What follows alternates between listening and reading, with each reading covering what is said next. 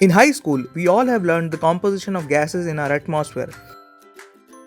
We humans and animals take in oxygen and give out carbon dioxide through the respiration process, thus fulfilling the need for oxygen by our body to perform vital processes. Plants need carbon dioxide and nitrogen for their food and growth. And they also have processes to make it possible, like photosynthesis, nitrogen fixation, etc. But apart from these natural processes, how can these vital gases be tapped by us in order to use them on an industrial scale? Well, obviously, we cannot really just use air directly or any other gas mixture for that matter. So, the need of the hour is to separate. But how? Well, there are some well known gas separation processes, but today we will be just focusing on gas separation through membranes. Before diving into it deep, let's start with some basics. Let us take an example of these asymmetric hollow fibers, which permeates smaller molecules like here for example CO2 and H2S, faster than the bigger molecules like methane. These membranes are like small drinking straws. These provide larger surface area where CO2 will selectively permeate. Millions of hollow fibers are combined to create a module. The module is housed in a case. As the natural gas stream is drawn through the membrane, the CO2 permeates through it quicker than the natural gas components, separating the feed stream into a low pressure CO2 rich stream and a high pressure CO2 depleted gas stream. Hello all, this is Parth Kanani and our topic is membrane gas separation. Sajal has already given us an overview of membrane gas separation. So we will start by reviewing the thermodynamics that govern membrane transport in general. We will look at a single species I inside the feed and we will see that the molar flux I, Ji, is given by d mu I by dx, which is the chemical potential gradient of the ith species. The Li term, which is the proportionality term, this may or may not be constant inside the membrane, but it nevertheless governs how fast the molar flux of species I occurs. d mu I can be expanded out as such. We can see d mu I is dependent on the concentration differential and the pressure differential, which is derivable from fairly basic thermodynamic equations like Gibbs equation, for instance.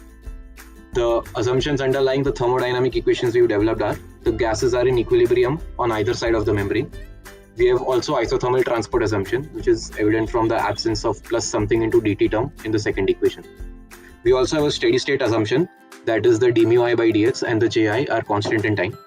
And we also assume no reaction of gases with the membrane materials. If we have such, we have active or facilitated transport, which is out of the scope of a discussion.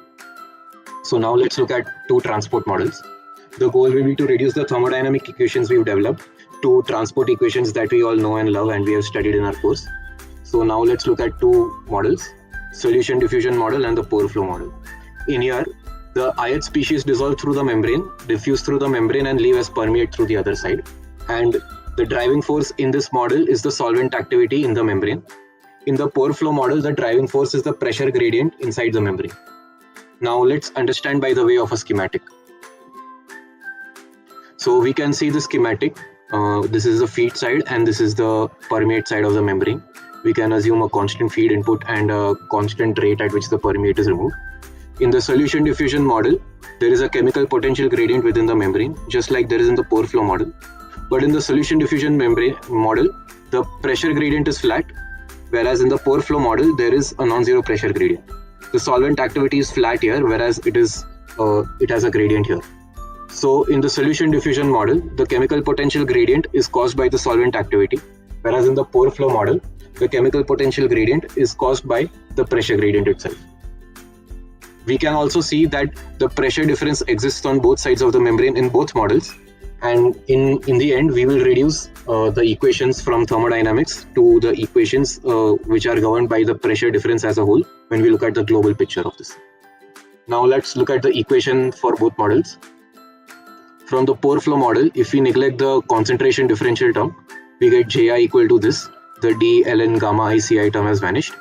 And we can integrate out to give us this equation, which is the famous Darcy's equation. The Ji is proportional to pressure difference. We can also, from the solution diffusion model, write out this equation where the dpi term has now vanished. Now we can integrate out this and neglect the dependence of Ci in this proportionality term because we have a thin membrane assumption. So we can write dci by dx as the difference in concentration on either side of the membrane divided by the length of the membrane, which is typically small.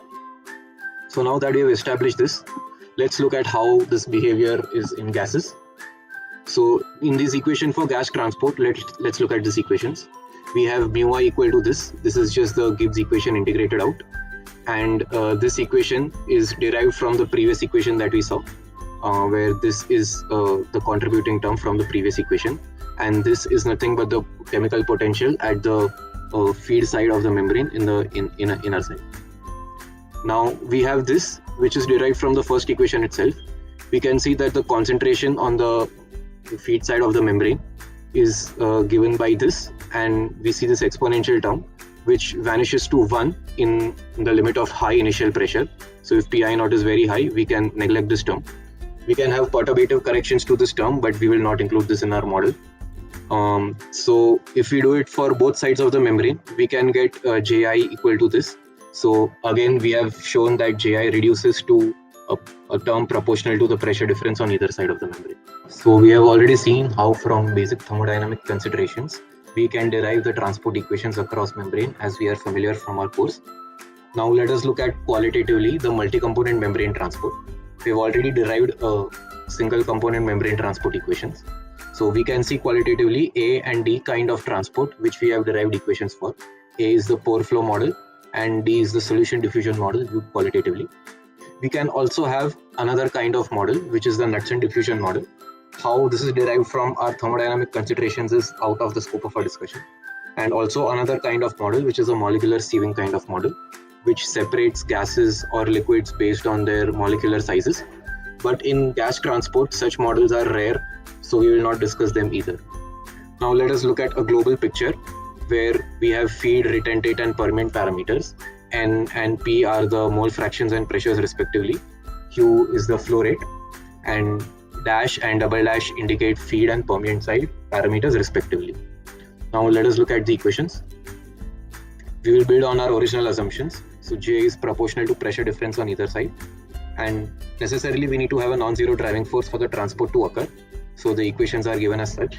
Now if we take phi, which is the membrane pressure ratio, we can immediately see that the concentration of the ith species on the permeant side maxes out, and the max is given as such. So there is an upper limit already. So phi is a characteristic of the feed and the membrane, whereas alpha is the characteristic of plainly the membrane. So if we have two species diffusion, we can write alpha, which is the selectivity, as Pi upon Pj, which are the permeabilities of the ith and jth species in the feed respectively. And now let us derive further equations. N double dash I can be written as the ratio of molar flux to the total molar flux, which is fairly basic. And if we input the fixed law assumptions into this, we can get such an equation. We will also input the equations for phi and alpha ij into this equation and get the third equation. Now if we write Ni plus Nj equal to 1, which is obvious for two species diffusion, we can get a quadratic equation in N double dash I. So now there will be some constraints on the coefficient of the quadratic equation because we want the roots to be real. So if we have such constraints, we can see that there will be an upper and lower limit on alpha and phi and other parameters. So do we also empirically observe these bounds in experiments? So it turns out that it is true that we observe the Robson limit, where we see the membrane selectivity must be sacrificed for permeability. This is not a natural limit, it follows from the model assumptions. But the empirically observed Robson limit, it is not clear whether the same model assumptions cause the Robson limit, because we know there are other models in which the Robson limit is not followed. And also experimentally, we have manufactured certain membranes where the Robson limit has been transcended. So we cannot say clearly. Now we will look at some practical aspects of multi-component membrane transport, which Sanket will discuss, primarily with respect to CO2 capture and hydrogen separation. So over to Sanket. Practical applications: CO2 capture. Consider a feed containing CO2 in mixture with other gases. Membranes for separating CO2 in such feed, polyamide or polyimide or other polymeric membranes. Silica membranes with mesoporous structure efficiently separate CO2 from N2 streams. Semi-crystalline zeolites membrane for facilitated zeolite adsorption, usually used for separation of CO2, H2, N2 or CH4 streams. Practical applications: H2 separation. Palladium alloy membranes are used to universally separate hydrogen from any gas stream, primarily due to high surface selectivity. Feed side diffusion of H2 toward membrane. Proton free radical stabilization. Free radical proton electron recombination followed by permeate desorption.